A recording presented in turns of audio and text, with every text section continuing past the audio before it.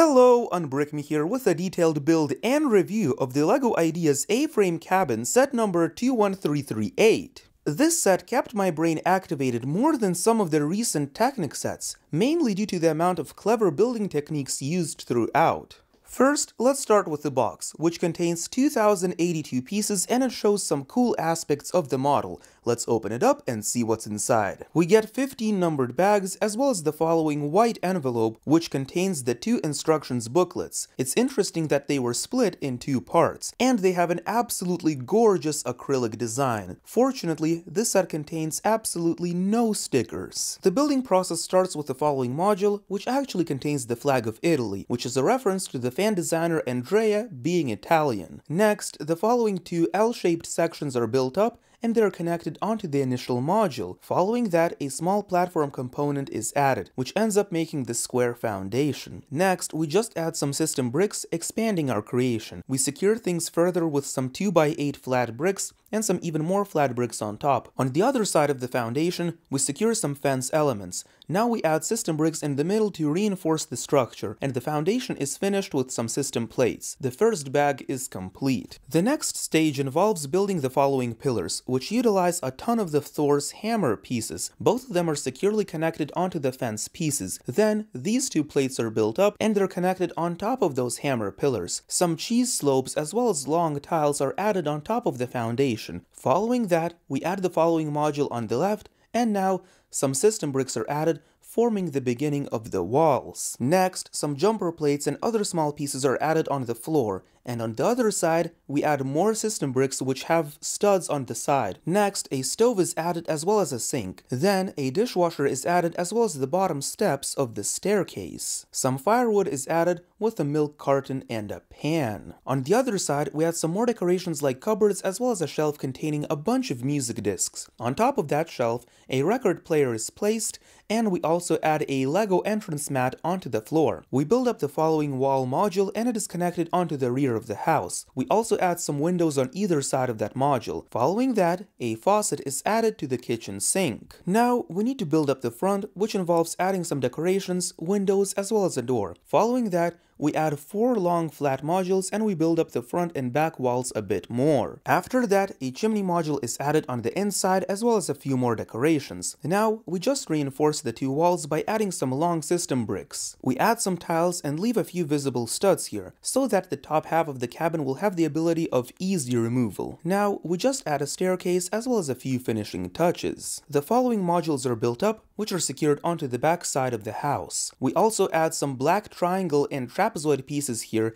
as well as some light brown elements. The black pieces are covered completely by the following light brown tiles, making the rear look absolutely gorgeous. Next, we just add some triangle wall modules to finish up the back, and we do the same thing on the front. The front wall utilizes much of the same building techniques as the back. We finish off the front wall by simply adding a few printed wooden plank elements as well as a butterfly. On the inside of the A-frame cabin, we just add a newspaper element as well as 2 couches. Then, we build up the following typewriter module and it is added on the inside, and a lamp is also added here. Now, the following staircase module is built up, which looks absolutely gorgeous. It simply connects to the front. Then, we add some details to the front like a bench as well as a rocking chair. Of course, we also need to add a fence, and a butterfly is also connected to the front. Now, the following tree module is built up, and we just add some leaves onto the branches. It simply connects onto the foundation of the house. Now, we have to build the second floor, which starts with the following flat module, and we just need to decorate the floor a little by adding a map as well as some other things. Next, we need to build the bed, which just utilizes some basic building techniques. We need to add some smooth pieces to make the bed look nice and soft. We just add a window to the back, and we build up the front wall a little bit as well. A bookshelf is added, which appears to have a toy car as well as a trophy. Above the bed, we have a nice painting, and finally on top, some system bricks are added to reinforce everything. And now, we just need to tile off the walls by simply adding some black system pieces, followed by a bunch of light brown panels. Then, a chimney is connected here. We do pretty much the same thing on the other side, minus adding the chimney, of course. We finish this section with some black roof pieces, and now we can just take this module and add it directly on top of the house. I love that you can split up the floors. Then, the following 2 roof modules are built up, which just loosely go on top of the edges of the house. They don't use any studs for attachment, so you can easily take them off. Now, the following tree module is built up, which just connects onto the side of the house. And before we take a closer look at this set, please make sure to subscribe and turn on notifications for more exciting LEGO content. Also, make sure to enter my giveaway to win this LEGO Technic forklift by clicking the link in the pinned comment as well as the description of this video. No pressure though, no pressure. I'd like to take a closer look at the interior, which we can do by simply entering through the front door. You will be welcomed by a LEGO floor mat, and if you turn immediately to the left, you will be greeted by a typewriter, which is most likely a reference to the Ideas set. The newspaper near the typewriter talks about a donut thief. On the direct opposite side of the typewriter, there is a gorgeous kitchen with plenty of decorations that you saw in the building process. There is also a music room here with a crystal from LEGO Power Miners, which is one of my favorite themes ever. On the right side of the staircase, there is a candle as well as a clock and a plant. Let's go up the staircase. The second floor has a bed. Why did I play this sound effect right after I mentioned the bed? If you know, let me know in the comments. The painting above the bed is actually a reference to the rejected LEGO idea, Santa's Cottage. There are also binoculars on the bed, and to the side of the bed, there is a camera, which looks a lot like the one I'm currently using to film this video. Directly across the bed, there is a beautiful plant as well as a wooden shelf, which is very cool. Above the reinforcing system brick beam, there is actually a spider, which goes to show that the level of detailing in this set is absolutely impeccable. Let's take a look at the exterior of the house. There is a rocking chair here, which actually uses some whip pieces. It is a very creative building technique. On the other side, we also get a bench with a lantern as well as a cup. I absolutely love this birdhouse here, since it uses a 1x1 Technic brick. As a massive Technic fan, I greatly appreciate this. The detailing at the front is pretty spot on, featuring a nice combination of tiles and studded elements, as well as actual depth between the planks. It makes this A-frame cabin look old and rustic, which is awesome. The sides of the house are essentially just angled roof panels, and they are pretty basic. There isn't much going on here, and the windows are pretty nice. The back of the house is actually pretty interesting. It features a long chimney as well as some necessities. I'm not entirely sure what these are, but I believe that the cylindrical piece is an air conditioner, while the white,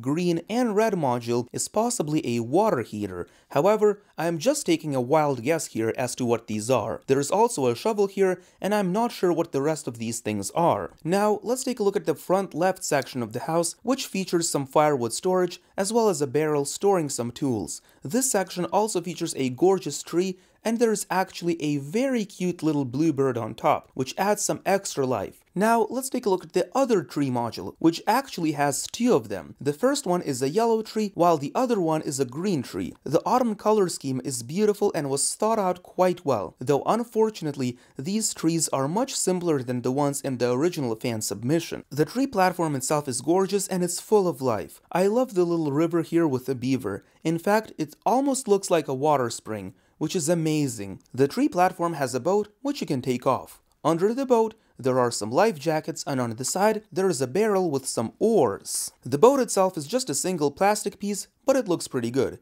Here's the assortment of minifigures provided in this set. They don't have much special about them, but I do like that two of them have dual molded legs. Each of them comes with an alternate face, which is pretty cool. This brings me to the final question. Should you buy this set? I'm a Technic fan above all else. System sets usually don't excite me. However, this cabin proved to me that system sets have plenty of value in aesthetics. It's impossible to make a Technic set as detailed as this cabin. And even though this set lacks any moving functions or mechanisms, my brain was still very active during the building process. It is not a boring set by any means, and from the perspective of a Technic fan, I think that you should absolutely buy this set. It's so different from what I normally build, and it's an amazing display piece. It retails for $180, which seems expensive, but it does have well over 2,000 pieces, and the set itself is pretty big, which means that it has a reasonable price in my opinion. Making this video brought me back a lot of memories. It's as if I was back in 2019 again, making nothing but LEGO system reviews. This is your Unbrick Me here, and I'll see you in the next one.